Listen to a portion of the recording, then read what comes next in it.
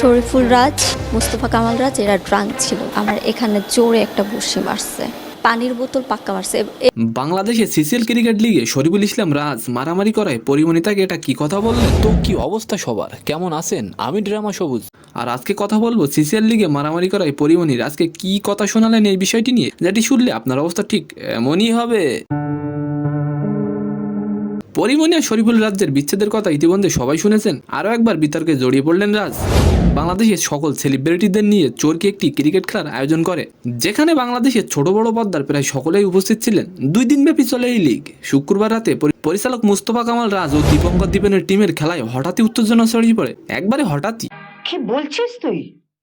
আমি ঠিকই বলছি। শুধু তাই নয়, এই ঘটনাটি শেষ পর্যন্ত মারামারিতে পৌঁছায়। हमको जिंदा मत छोड़ो सालो। শুধুই কি তাই, পরিস্থিতি এতটাই খারাপ হয়ে যায় যে 2 দলের মারামারিতে 6 জন আহত হয়ে হাসপাতালে পর্যন্ত ভর্তি হয়। শরীফুল রাজ জোনাকি রাজরিপার গায়ে হাত তোলেন, নায়িকা রীতিমতো এই সুবিচার চেয়েছেন। আর এদিকে আমাদের সবার প্রিয়, আমাদের কলিজার বোটা, আমাদের বাংলার ছানি লিওনি ঘটনা প্রকাশ্যে আসার পর পরিয়াফা তার নিজের ফেসবুকে লেখেন, এই অ্যাগ্রেসিভ জানোয়ারটার চেহারা দেখতে হবে বলে তিনি নাকি সিসিএলে যাননি। তার অন্য তো কারণও থাকতে পারে, যাক আমি আর সেটা কিছু বলবো না। তো আজকের ভিডিওটি কেমন লাগলো অবশ্যই কমেন্ট বক্সে জানাবেন। ভিডিওটি যদি ভালো লাগে থাকে তবে একটি লাইক দিয়ে আমাদের চ্যানেলটিকে সাবস্ক্রাইব করে দিবেন। ধন্যবাদ।